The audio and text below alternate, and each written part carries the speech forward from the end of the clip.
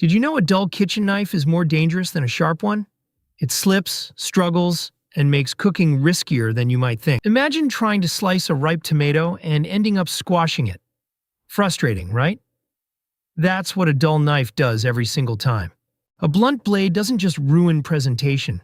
It also makes your food's texture mushy instead of crisp and fresh, robbing dishes of their appeal. Even more surprising, you'll exert more force with a dull knife, which increases your chances of a painful kitchen accident. Professional chefs swear by razor-sharp knives. It's not just for show. Sharp knives give cleaner cuts, preserving flavors and nutrients. Wondering how to fix it? Regular honing and occasional sharpening will keep your knife slicing smoothly and make meal prep enjoyable. Investing a few minutes in knife care means less frustration and safer, faster cooking. Plus, your food looks and tastes better. So check your knives today.